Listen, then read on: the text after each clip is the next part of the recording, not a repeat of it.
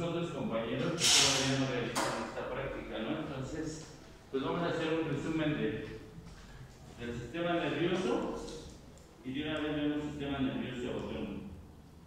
¿De acuerdo? Entonces,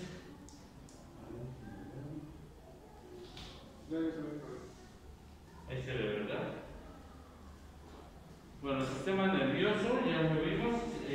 Ya habíamos mencionado un poco de la división del sistema nervioso, que ya recordarán, ¿no? Está el sistema nervioso central, que es lo que hemos estado viendo, y el sistema nervioso periférico. Dentro de ese sistema nervioso periférico está el sistema nervioso autónomo, ¿no? Dentro de este sistema nervioso autónomo estará el sistema nervioso simpático y parasimpático, que ya lo vamos a ver con detalle un poquito más adelante. Entonces serían estos dos sistemas.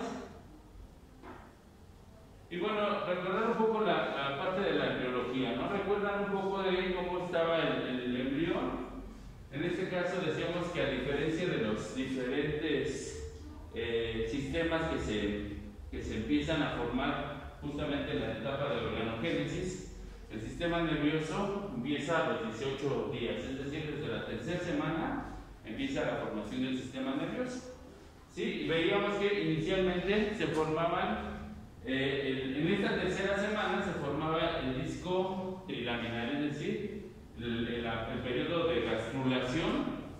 La gastrulación, decíamos que aquí se iba a llamar gastrula el embrión, pero a nivel de la formación del sistema nervioso se llama neurona, ¿sí? Entonces, para la formación del sistema nervioso, y aquí es donde se forma justamente el ectodermo, el mesodermo y el endodermo.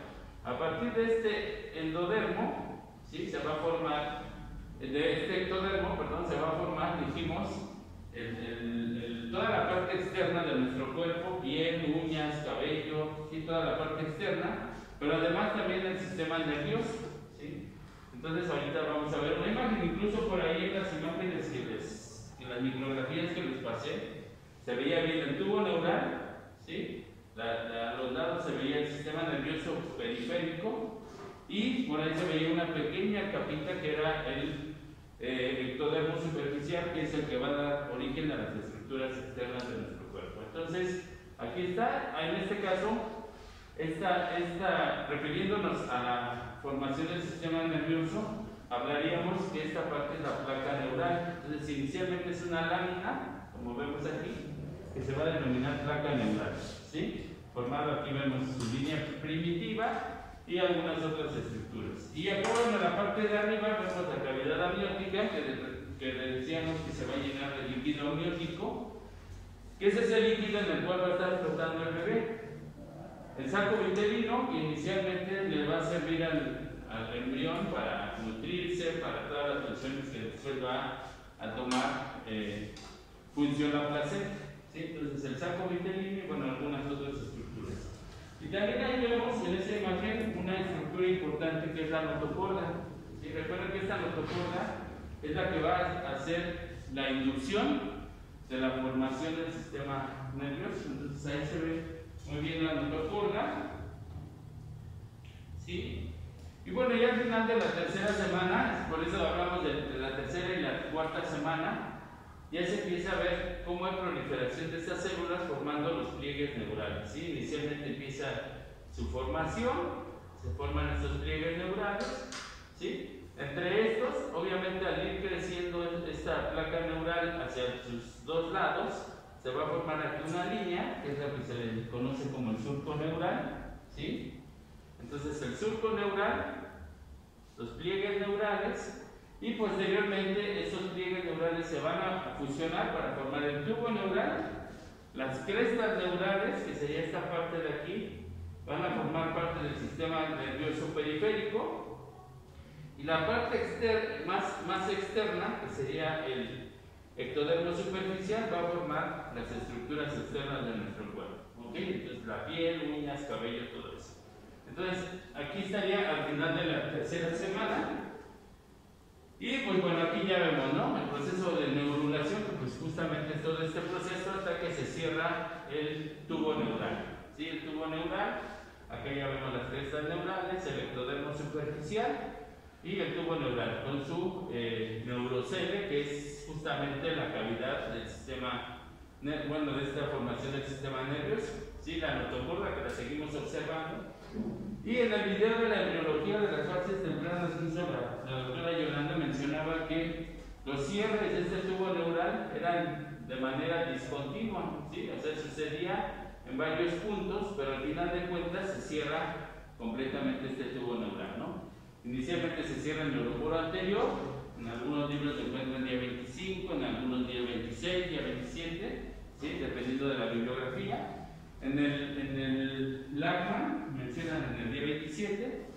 Lo que sí no cambia es que 2 días después de que se cierra el neuroporo anterior, se cierra el neuroporo posterior, quedando ya una estructura cerrada.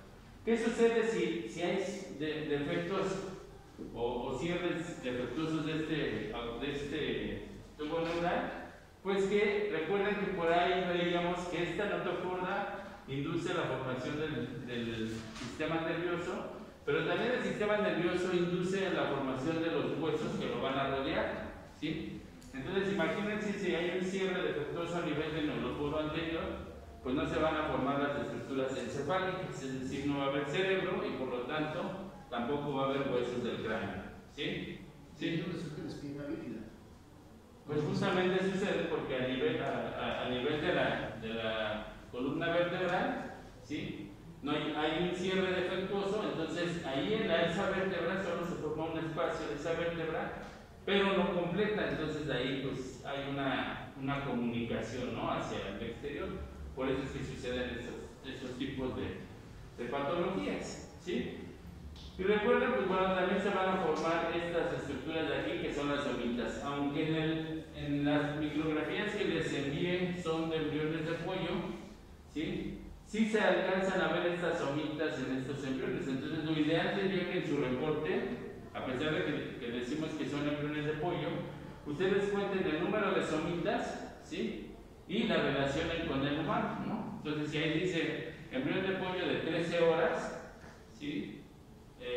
20 somitas, por ejemplo, que ustedes lo relacionen en el humano, qué edad gestacional tendrían esas 20 somitas, ¿sí? Para que ustedes hagan un poco la comparación, ¿no? Acá en este caso se usan estos modelos porque son muy rápidos la formación del sistema nervioso, ¿sí? Y son con características muy parecidas. Entonces se utilizan para poder describir la formación del sistema nervioso, pero la idea es que ustedes vean, dependiendo del número de somitas, por ejemplo aquí a los 21 días, si se dan cuenta, tiene 2, 4, 6, 7 somitas, ¿sí? Entonces, ustedes en las micrografías a lo mejor corresponde a 13 horas en el embrión de pollo, que corresponderían en el embrión del humano a 21 días, ¿sí? Entonces, para que lo vayan relacionando. Estas estructuras obviamente nos van a dar origen bueno, ahí se va a dividir aquí en la parte del esclerotoma que le llaman, que es lo que va a formar parte de los huesos que van a rodear justamente a las diferentes porciones del sistema nervioso, ¿sí? Entonces, bueno. Y bueno, decíamos que en el día 28 o la cuarta semana ya se van a formar estas 3 vesículas encefálicas primarias.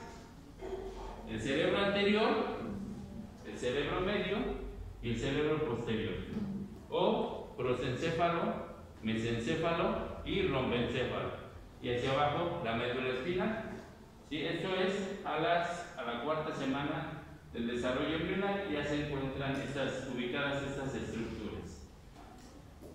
A la quinta semana, entonces ya vemos que se forman las vesículas encefálicas secundarias, ¿sí?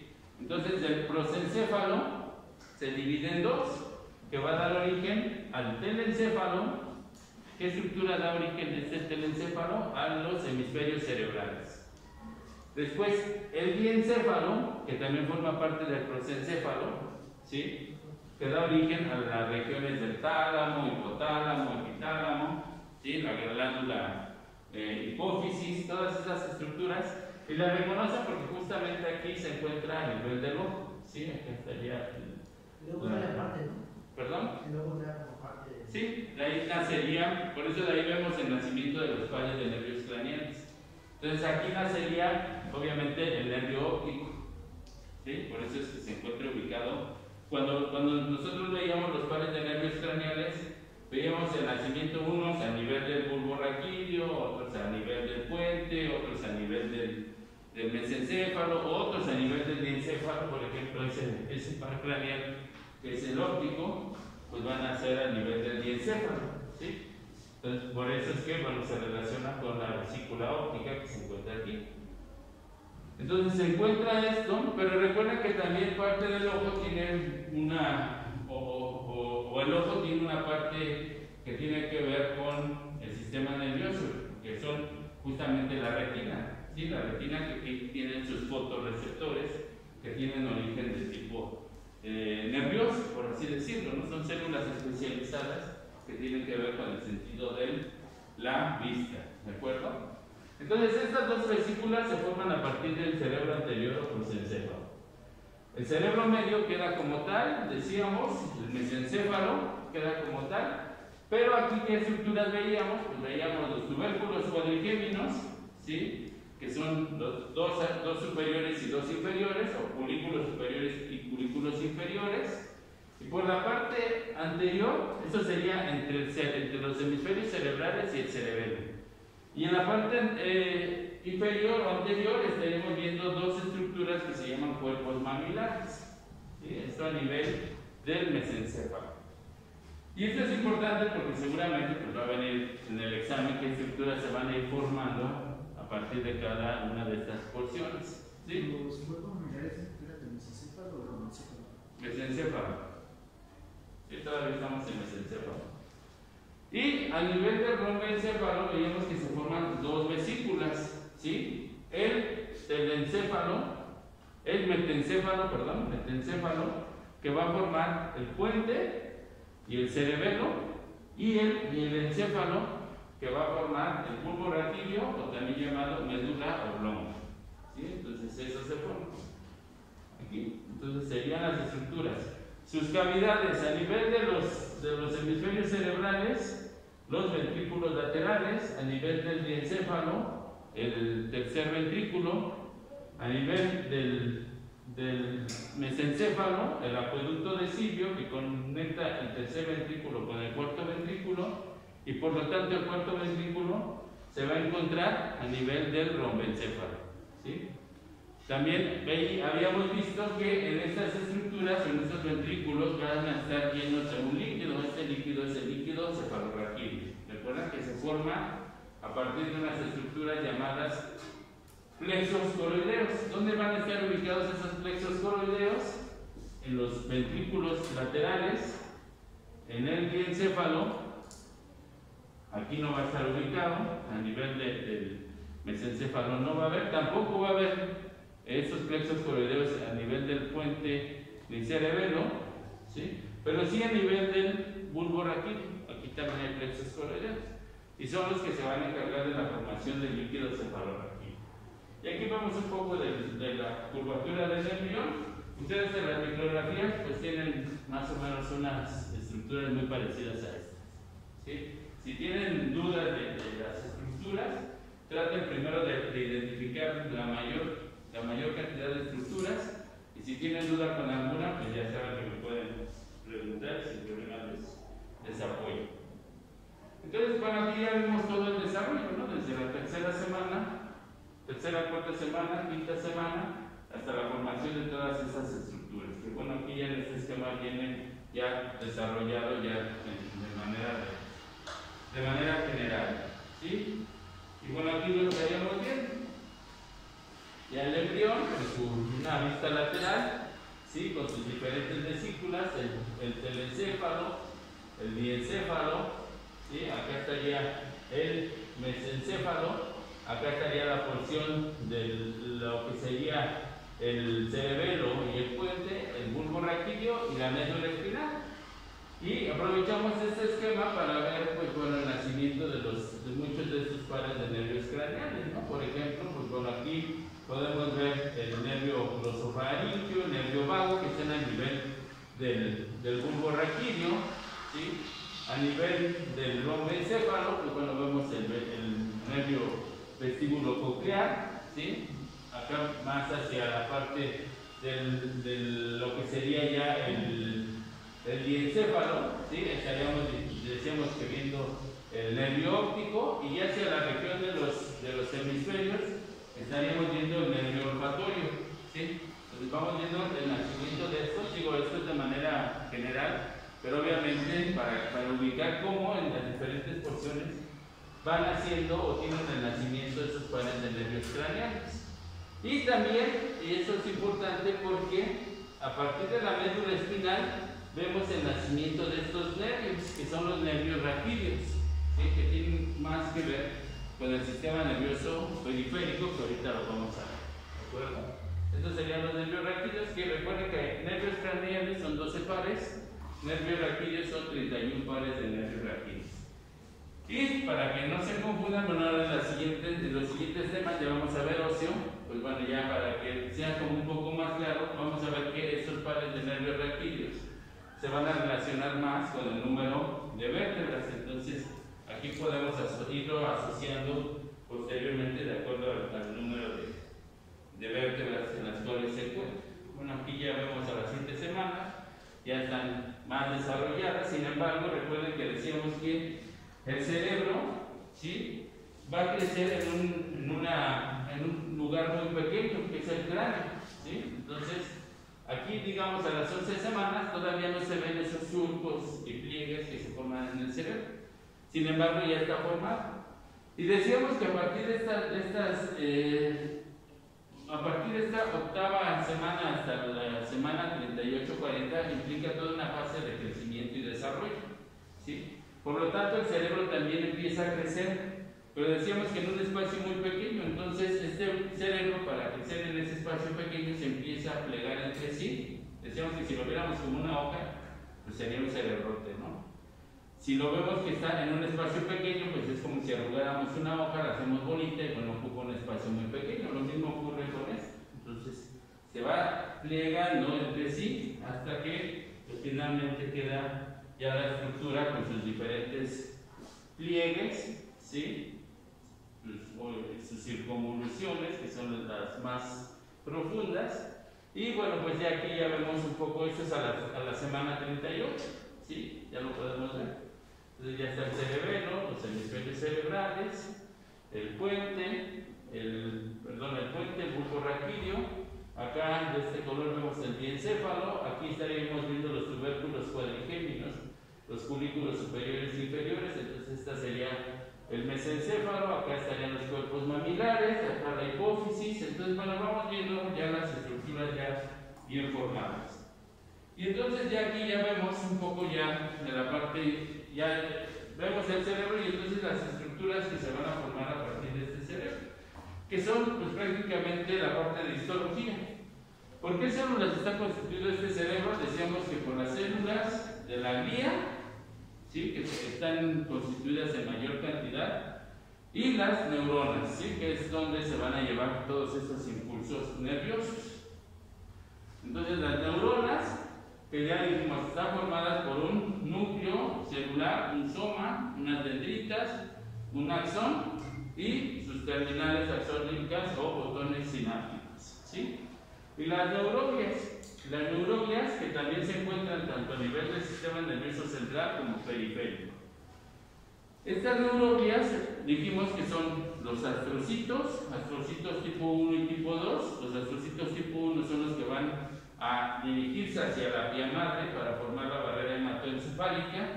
¿Qué era esta barrera hematoencefálica? Pues es una barrera selectiva. Como no llega a los vasos sanguíneos hacia las neuronas directamente, llegan a esta vía madre y ahí seleccionan qué elementos entran hacia el sistema nervioso y también qué elementos salen hacia afuera del sistema nervioso.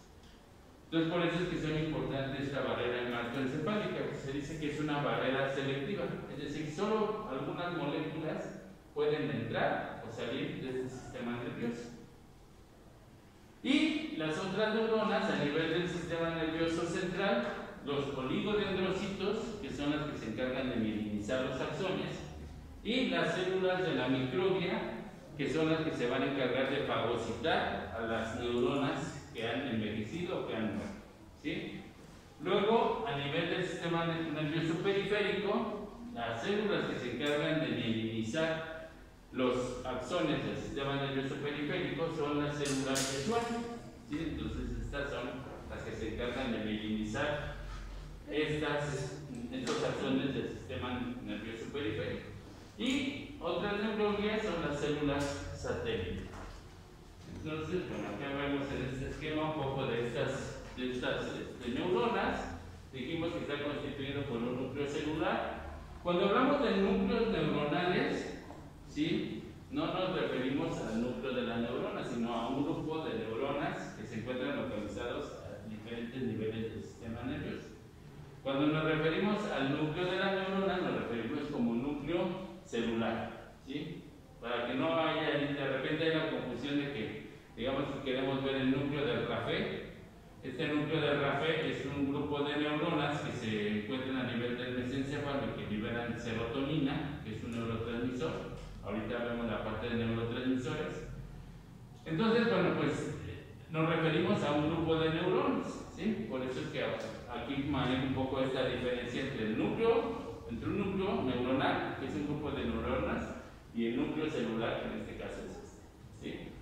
El soma, las dendritas, el axón y sus vainas de mielina, ¿sí? Aquí lo veríamos, en este caso en esta micrografía se puede apreciar. Recuerden que en la materia gris van a estar los cuerpos neuronales y las dendritas, por eso es que en esta micrografía está a nivel de la corteza cerebral o a nivel de la materia gris, y por eso es que se ve nada más eso, y el axón está a nivel de la materia blanca, la sustancia blanca, entonces esta estaría más retirada. Por eso es que cuando vemos los cortes histológicos, o vemos solo los axones o vemos los cuerpos neuronales, ¿sí? Porque son diferentes áreas. Y pues bueno, considerando también pues que los cortes pues son muy pequeños.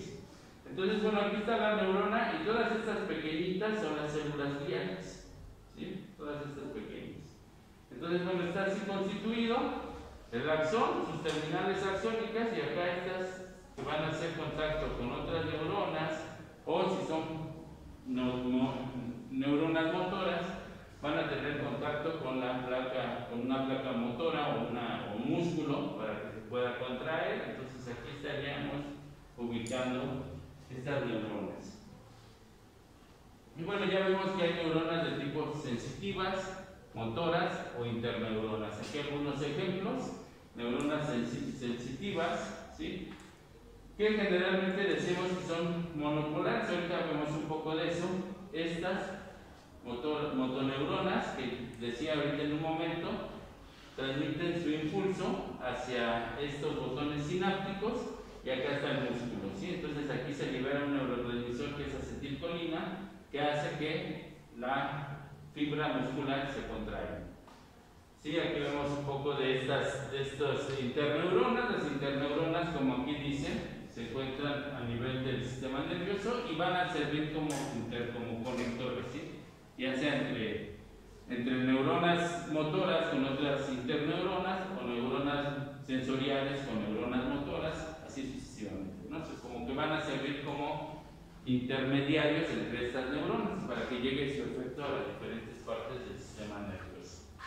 Y bueno, pues prácticamente en este vemos que prácticamente las neuronas multipolares, ¿sí? Aquí vemos un ejemplo: las neuronas motoras, las neuronas piramidales, las neuronas del Purkinje. Esas neuronas piramidales se encuentran más a nivel del hipocampo, las del Purkinje se encuentran a nivel del cerebelo, ¿sí? Entonces, bueno, estas son algunos tipos. Las neuronas bipolares, que aquí podemos ver, ¿sí?, que son las que se encuentran más a nivel de los órganos de los sentidos. Por ejemplo, los fotorreceptores de la retina, una neurona retiniana o una neurona olfativa, ¿sí? Y las neuronas unipolares, ¿sí?, porque están más relacionadas con el tacto y el dolor, ¿sí?, y bueno, algunas otras. Entonces, estos serían unos ejemplos de estos tipos de neuronas. ¿Por qué se llaman bipolares? Ok. Es por la ramificación que tienen. Digamos. Si te das cuenta aquí, en estas bipolares, la dendrita, el cuerpo celular de esta neurona está justo en el centro, entonces aquí tiene dos ramificaciones, ¿sí? Acá están las dendritas, en las unipolares pues es un solo axón, ¿sí? Y las multipolares pues tienen muchas ramificaciones, ¿sí? Entonces, bueno, aquí vemos un ejemplo ya entonces de todo esto, ¿sí? Acá estaríamos viendo la pía madre, que es esta estructura donde llegan los vasos sanguíneos y que ya lo vieron ustedes en la disección. La pía madre, que aquí llegan los vasos sanguíneos, aquí en la parte superior estaría la aracnoides y entre esos el espacio subaracnoideo por donde va a circular el líquido cefalorraquídeo, ¿de acuerdo? Hacia el interior, entonces estarían acá los astrocitos, ¿sí? Aquí podemos ver un astrocito, acá otro astrocito, ¿sí? Acá la neurona, ¿sí? Su cuerpo neuronal, su núcleo celular, que están en contacto con astrocitos o con células de la microglia, dependiendo si estas células requieren ser fagocitadas, pues entonces llegan las células de la microglia y la fagocitan. Y acá vemos un poco de estas células, o los oligodendrocitos, que vemos aquí las células de la oligodendroglia, que lo que hacen es mielinizar los axones de estas neuronas. Decíamos que esta mielina sirve como aislante para que como estas neuronas generan impulsos eléctricos, ¿sí? Para que no choque axón con axón y produzca ahí alguna alteración, ¿no? Entonces por eso es que es importante esta mielina. Para que no la corta, ¿eh? Así es. Y de hecho, bueno, pues parte de la película que les dejé de tarea, y que bueno, ya verán, pues habla mucho de esto, ¿no? De la falta de mielina y qué efectos puede tener, ¿no?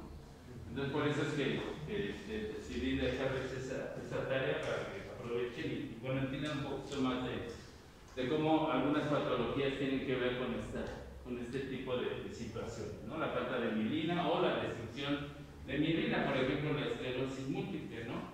Que se va desmielinizando o van perdiendo la mielina estas neuronas y por lo tanto pues se van perdiendo funciones motoras y muchas otras funciones, ¿no? Entonces por eso es que es bien importante esta mielina. Y aquí abajo vemos el neuroepitelio. ¿Recuerdan este neuroepitelio que en las fases iniciales empieza a proliferar para formar neuronas, células gliales y todo eso, que es cuando se empieza a engrosar el sistema nervioso? Pues ya cuando se dejan de formar estas neuronas y células gliales, pues ya se diferencian estos neuroblastos en células del neuroepitelio. Entonces estas células van a formar el epitelio interno y van a formar lo que se le conoce como ependimocitos o células ependimarias, ¿sí? Bueno, el neuroepitelio sí se puede ver en el cerebro. Es que había una que parece como piel muy delgada debajo de la pía madre. Ahí el dato totalmente en el cerebro, no se ve. Ahorita lo revisamos, ¿sí? Sí, el neuroepitelio sí se puede ver, pero no lo tengo en esta. Si lo tienes en el celular, lo podemos checar. Pero sí se puede ver, pero generalmente en cortes histológicos. Si quieren, en un rato más les envío una imagen, ¿sí? Yo, en mi caso, trabajo con núcleo de Rafael, por eso hace un momento les comentaba. Buen día. No, de más cuántos saludos. 8.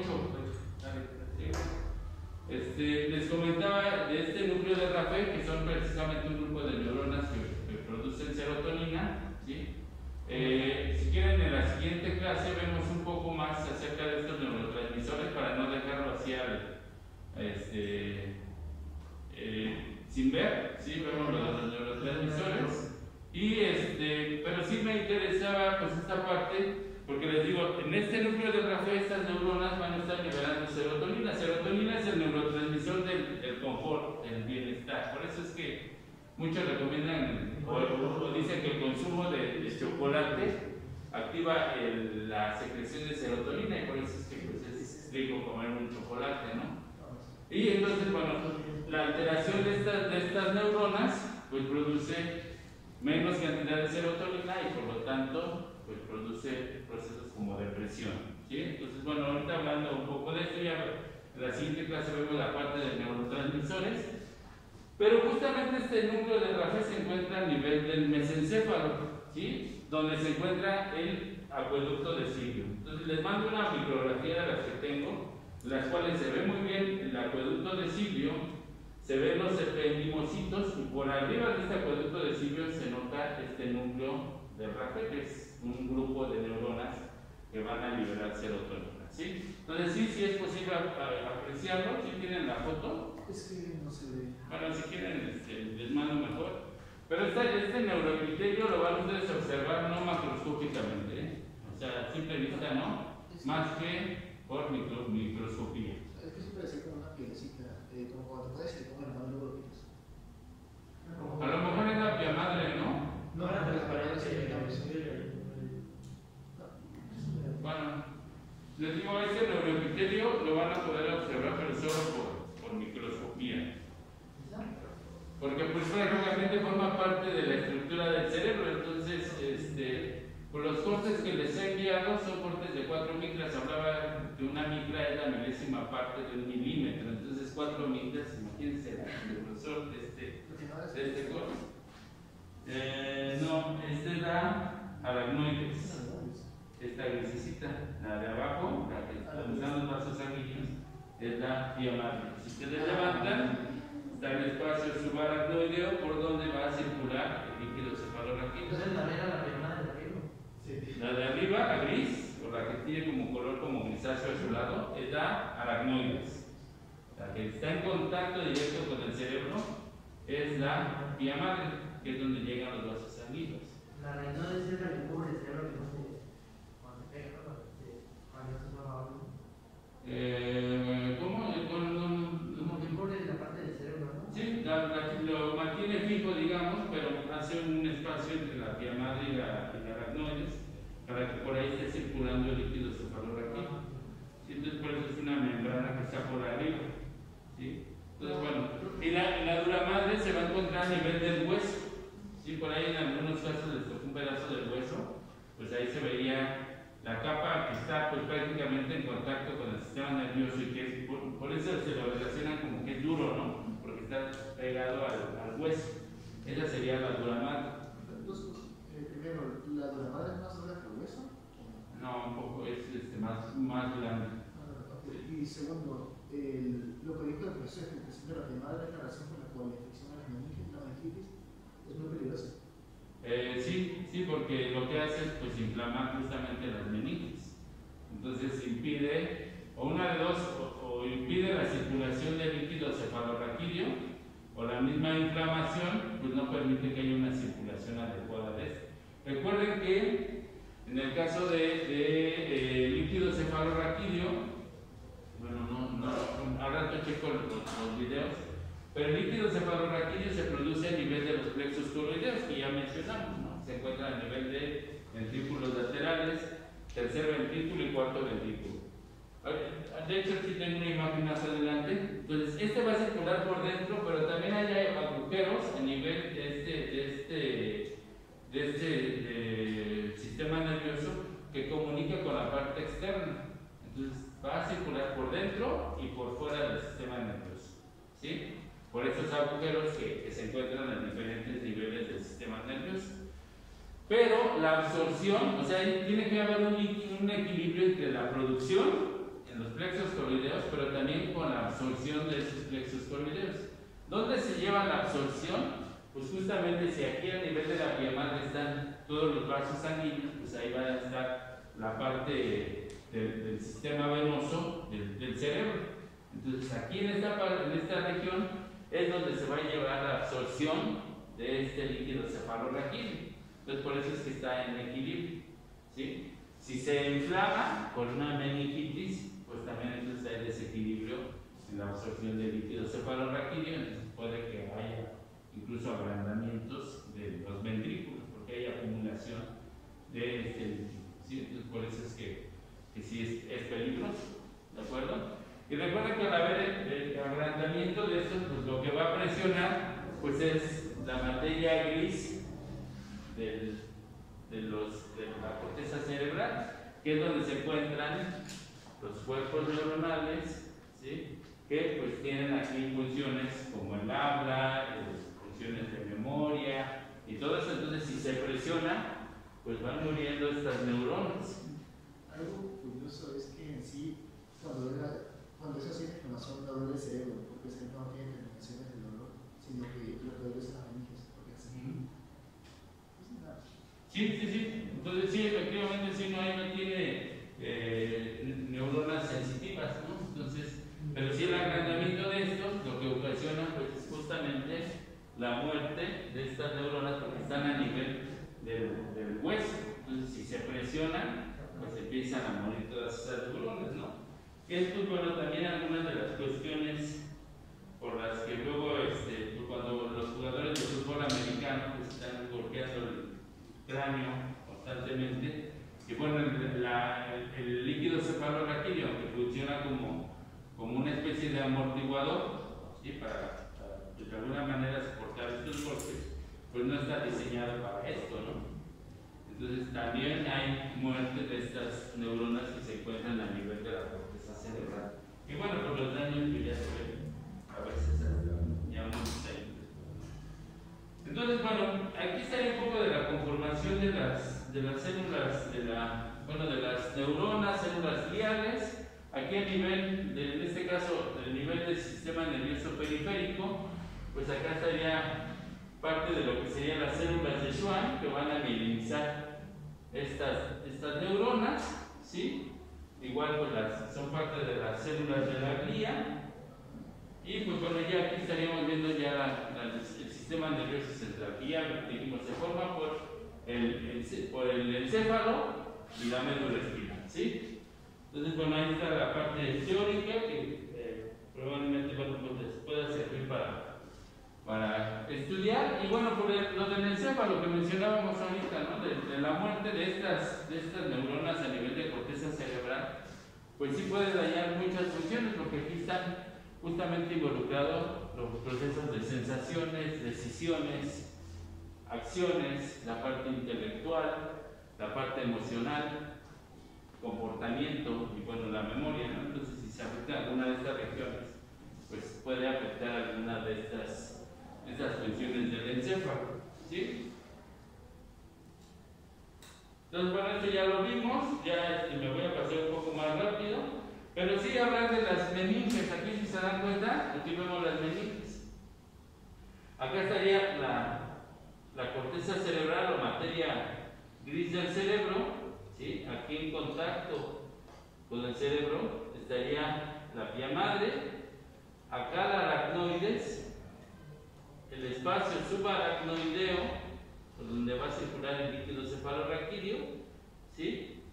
Aquí vemos un poco de estas vellosidades aracnoideas, y ya en contacto con el hueso está la dura madre, que es esta que vemos en color más oscuro, y después pues ya el hueso, ¿sí? Esto va a ser a nivel del cráneo, pero también a nivel de la médula espinal. Entonces la pía madre estaría rodeando la médula espinal. Después estaría la aracnoides también rodeando a la pía madre en el espacio subaracnoideo, y pegado a la vértebra estaría la dura madre, ¿sí? Entonces así se vería tanto a nivel del cerebro como a nivel del cráneo como a nivel de la médula espinal, ¿sí? La voz del cerebro, que es hueso. ¿Cuál? La voz del cerebro. Esto no es hueso. Es dura madre. ¿Cuál? La voz del cerebro entre los sensorios. ¿Aquí? Ajá. Sí, pues es parte de la dura madre.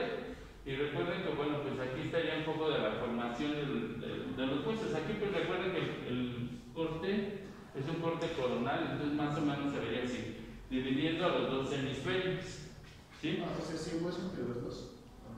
No, es un esquema nada más, pero no, digamos que tú te refieres a que sí hay hueso dividiendo el hemisferio derecho e izquierdo.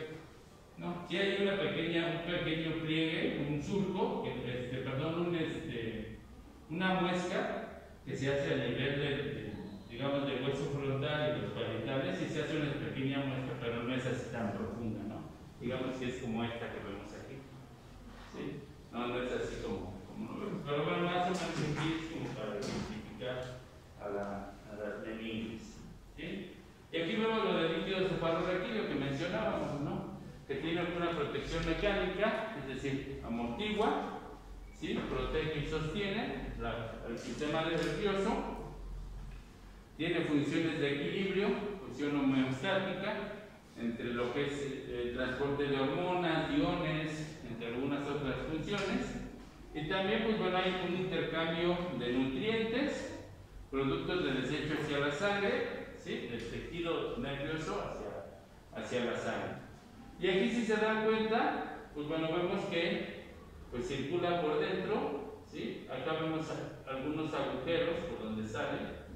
Uno de esos es el agujero de Magdalene, que hace que salga el líquido cefalorraquídeo y también circule por fuera. Bueno, aquí no se aprecian muy bien los nombres, pero bueno, ya en la presentación que les ¿A qué pasa. se refiere cuando sostiene? ¿Perdón? ¿A qué se refiere con sostiene? ¿Que lo mantiene siempre en el mismo lugar? Pues sí, que lo más, al igual que el corazón, recuerdan cuando veíamos la parte del pericardio seroso, que de alguna manera lo mantiene fijo, pues es igual a aquí, se refiere a eso, que lo mantiene de alguna forma fijo en una posición, como flotando, por así decirlo, porque recuerden que entre eso está la vía madre y la aracnoides, entonces a eso se refiere, ¿no? Con que lo sostiene. Entonces por fuera está circulando, pero también por dentro.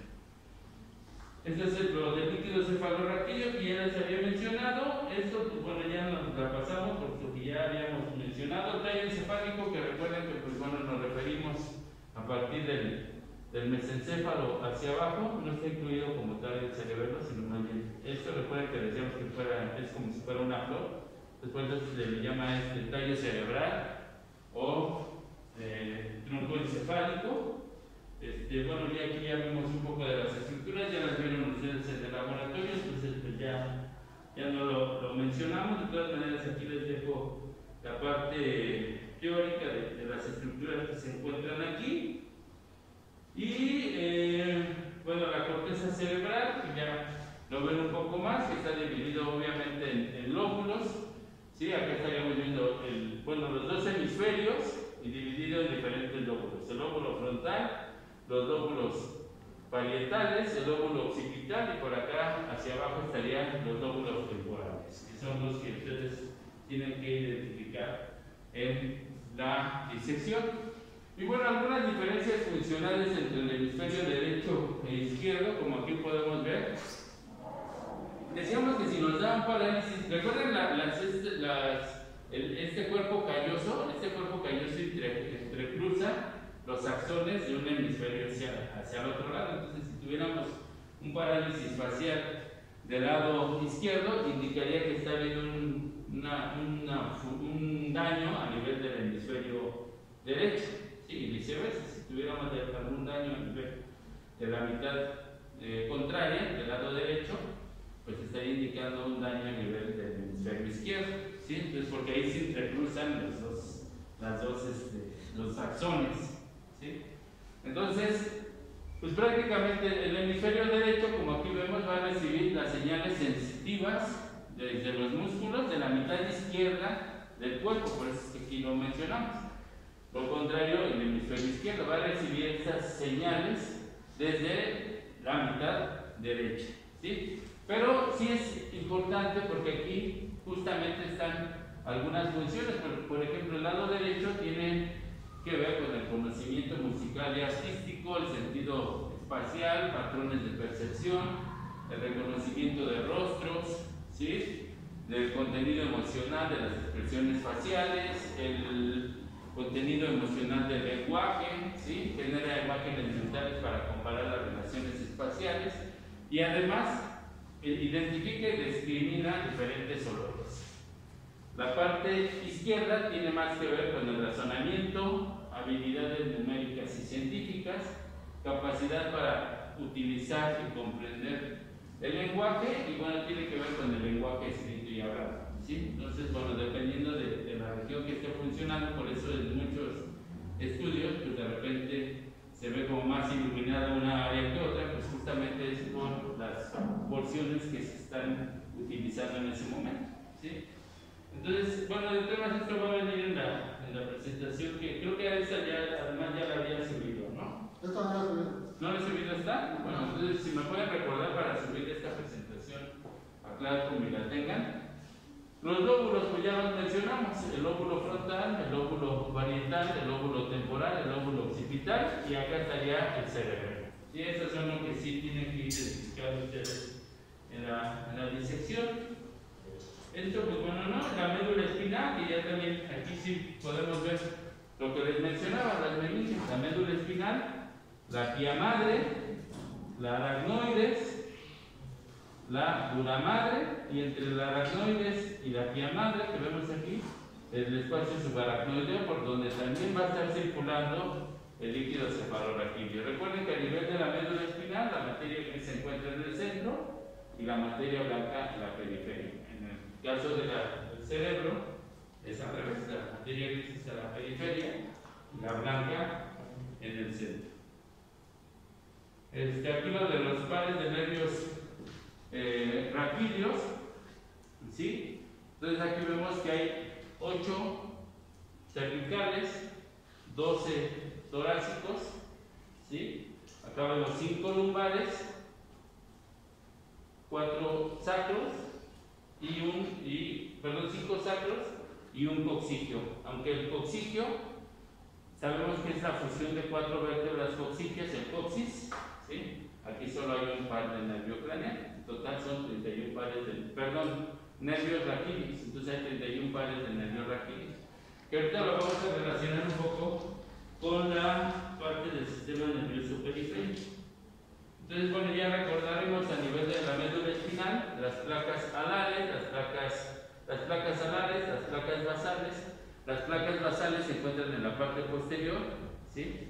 Las basales o ventrales en la parte anterior. Estas van a tener fibras sensitivas, estas van a tener fibras motoras, ¿sí? Entonces, bueno, o astas también como se les llama. Y el sistema nervioso periférico, que aquí lo vemos, ¿sí? Que tiene que ver, pues justamente, aquí estaríamos hablando de la parte del sistema nervioso parasimpático y simpático, que ahorita mejor en una presentación lo vemos porque aquí es donde están involucrados estos nervios espinales, ¿sí? Que bueno, aquí está de manera general.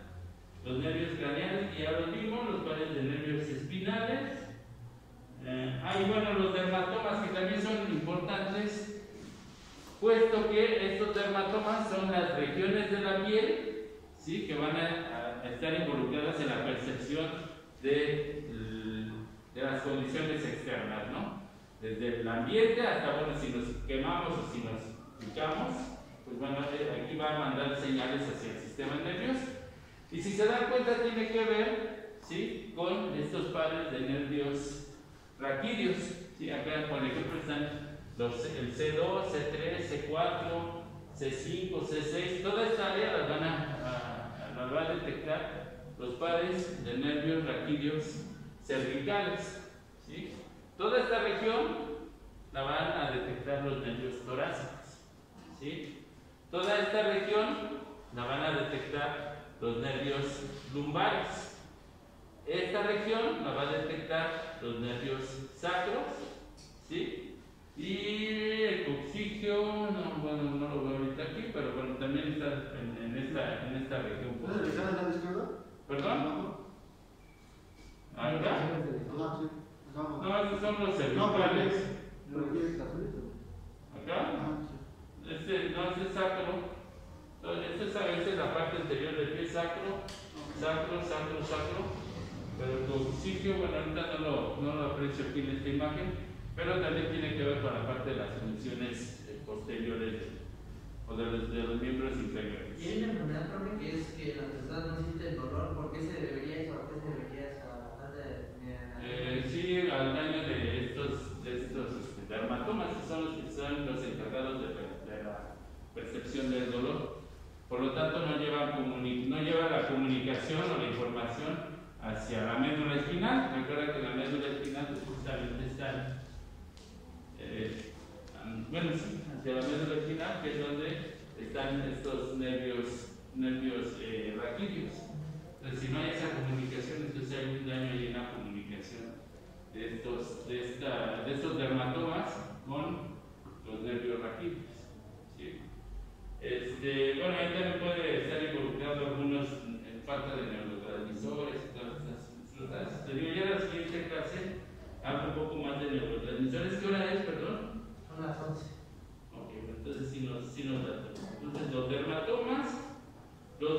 y bueno, recuerden que cada par craneal, perdón, cada par de nervio raquídeo, pues está asociado a él un ganglio, ¿no? Entonces es donde llega la información y sale, o donde entra la información para mandar hacia la médula espinal.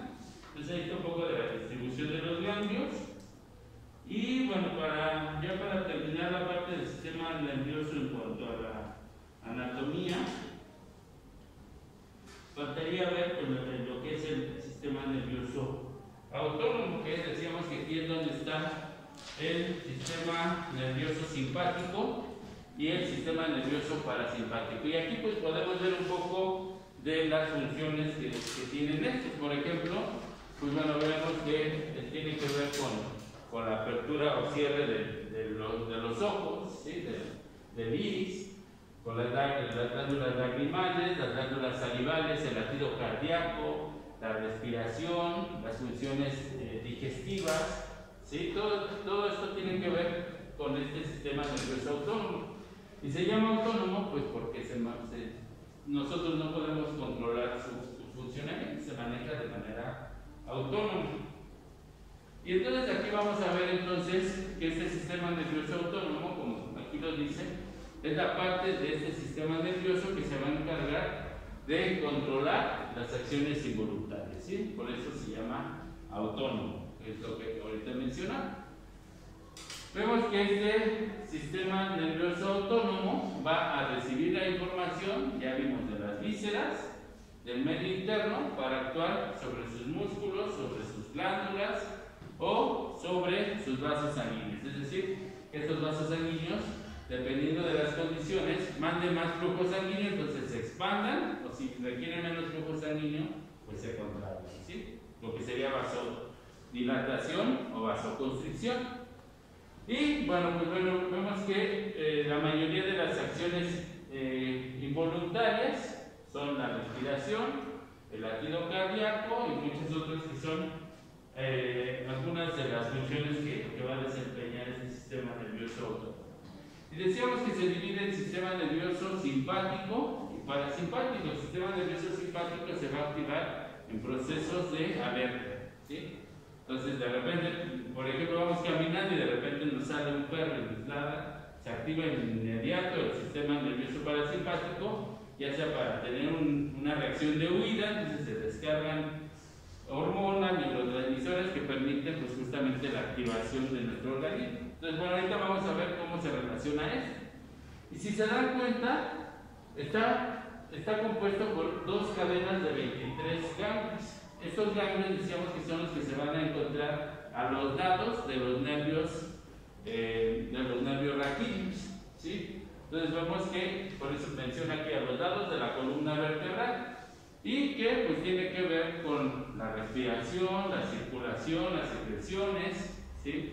Y bueno, todas las funciones de nutrición generalmente están aquí.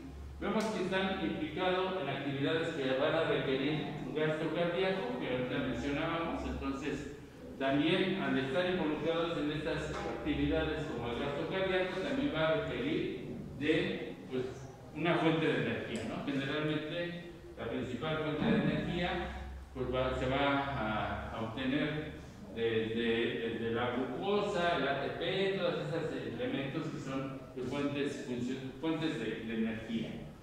Y también a este sistema simpático se le va a llamar sistema adrenérgico. Entonces, cuando hablamos del sistema adrenérgico, pues vamos a referir a este sistema nervioso simpático. Esto lo van a relacionar ya más ahora que estén en fisiología y biofísica, ya nuevamente van a retomar un poco más de estas funciones.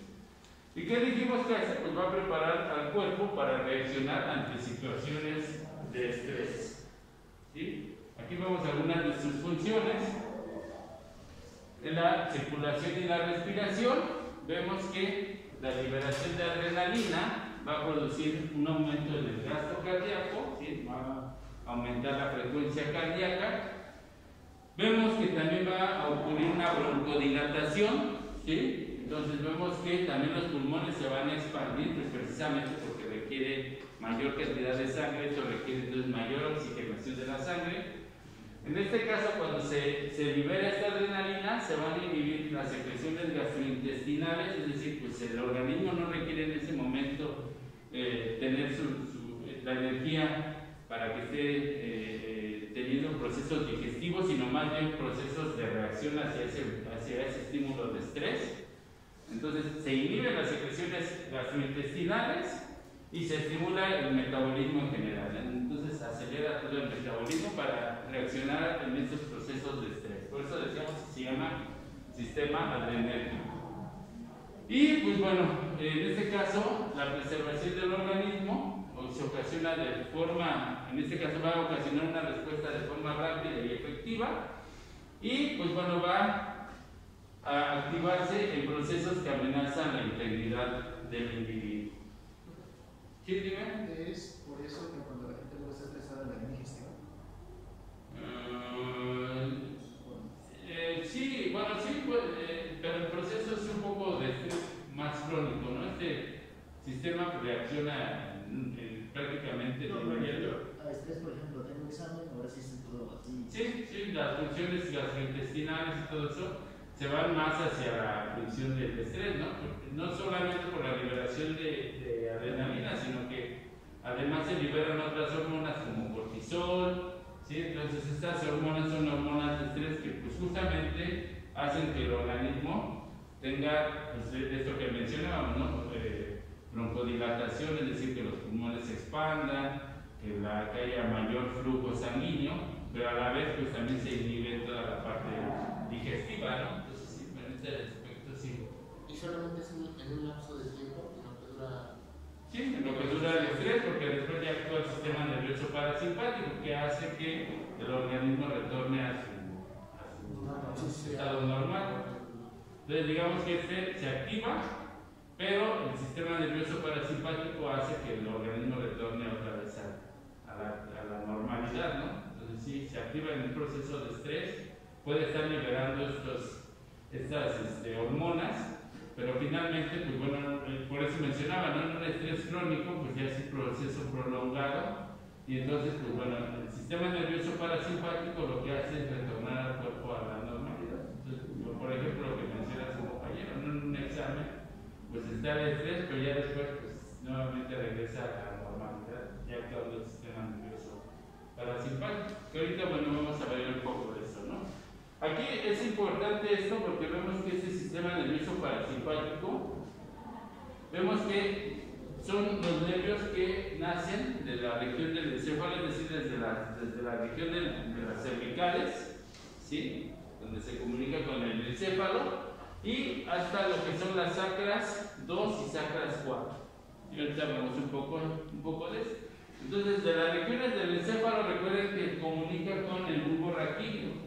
Y en el bulbo raquídeo se van a encontrar los pares de nervios craneales, como es el motor ocular común, el facial, el osofaringio y el nervio vago, ¿sí? Entonces, estos, por eso es que hablamos que integran los nervios que nacen del encéfalo, hablando de esos pares de nervios craneales, y la médula espinal, que van a llegar a nivel de las sacras 2 y sacras 4. Ahorita, bueno, vemos un esquema, y como ya había mencionado, se va a encargar de la producción y restablecimiento de la energía corporal que se usó cuando se activó el sistema nervioso simpático. Entonces, estas funciones van a originar un aumento de las secreciones, ¿sí?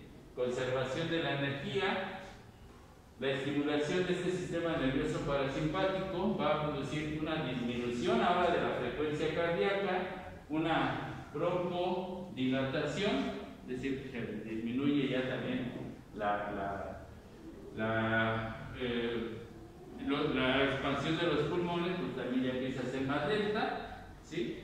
Y bueno, pues aquí la velocidad de conducción auriculoventricular, justamente por la disminución de la frecuencia cardíaca. Y bueno, algunos signos de descarga de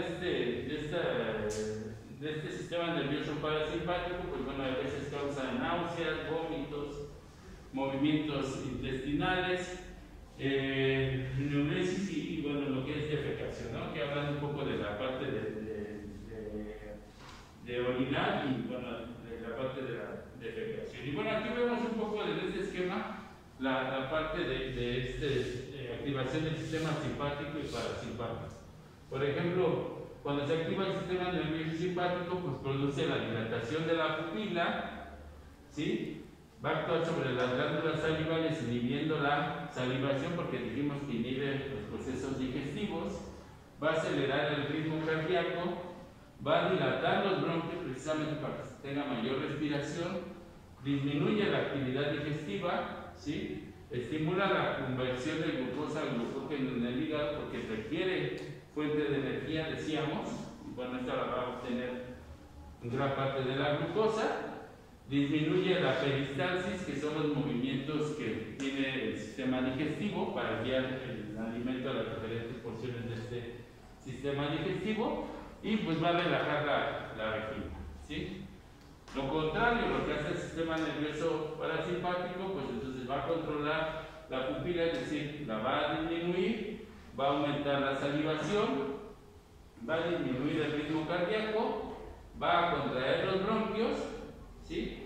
Va a estimular la actividad digestiva nuevamente para, bueno, volver a obtener reservas de energía, va a estimular la conversión del glucógeno a glucosa en el hígado, precisamente para, decíamos que está involucrado otra vez en el restablecimiento de las fuentes de energía, va a aumentar la peristalsis, es decir, los movimientos intestinales, y bueno, pues la función en este caso va a contraer la vejiga, ¿no? Entonces serían las funciones principales de estos dos sistemas. Entonces, ¿cómo bueno, la descarga del sistema parasimpático? O sea, ¿por qué se descargaría? Porque es que causa náuseas, ¿no? Es como que se te baje el azúcar. ¿Ah, sí? ¿Por eso? pues bueno, pues es que son, por eso les digo en la siguiente clase, ya hablo un poco de los neurotransmisores, porque muchas de esas funciones están dadas por estas descargas de hormonas, ¿no? Entonces, cortisol, bueno, de repente, pues bueno, aquí ya viene el restablecimiento, entonces, pues bueno, suceden todos estos procesos justamente por efecto de hormonas, de neurotransmisores y todos esos elementos que lo que hacen es regular o regresar al organismo a su estado normal. Entonces, por eso es que suceden muchos procesos. Pues digo, esto ya si quieren lo retomamos ahora que veamos la parte de neurotransmisores, y creo que ya es lo último que me falta para terminar el tema del sistema nervioso. Y bueno, no sé si tengan alguna otra pregunta antes de irnos. En mamíferos el sistema parasimpático es lo que los hace hibernar. ¿Cómo? En otras especies el parasimpático es el que los hace hibernar. La verdad es que no sabría, bueno, en otras especies no sabría si es lo que mantiene como quieto el metabolismo. Pues déjame, te lo investigo en la siguiente clase y ya te digo bien eso, ¿no? Si no sé si esté relacionado directamente con los procesos de hibernación en especies, en estas otras especies, ¿no? Pero te lo investigo y ya lo aclaramos. ¿Alguien más? Una aportación nada más. Ajá. Bueno, había leído que generalmente el simpático y parasimpático son contrarios, y la única, ¿cómo se llama?, función en la cual están de acuerdo sería la actividad sexual, que el hombre se encarga de la erección, el simpático, y el parasimpático no acuerdo si era de la sensación de placer o nada más de la eyaculación. Y pues había una mnemotecnia para reemplazar eso, que espero que que dice que el simpático para y el parasimpático dispara.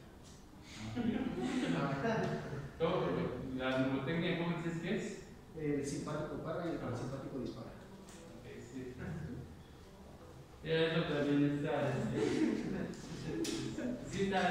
bien, ¿no? Porque sí, finalmente tiene que ver con estas funciones del sistema nervioso autónomo, y lo que mencionas, ¿no? Que es la única cuestión donde ambos actúan en conjunto, ¿no? Sí.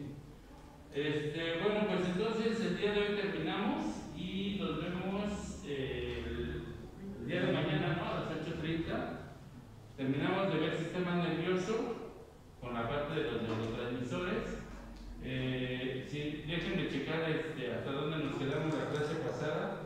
De la parte, creo que me quedé en la parte de las patologías, si quieren las vemos de manera rápida, algunos defectos que ocurren precisamente por las cuestiones de los cierres, los malos cierres del neuroporo o del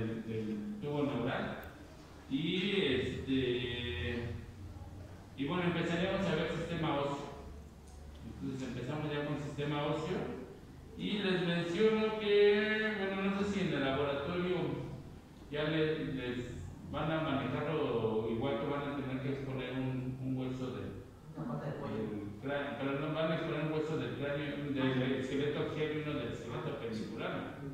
Sí. Bueno, pues entonces, para coordinarlo ¿con quién está? Con Jonathan, ¿no? Sí.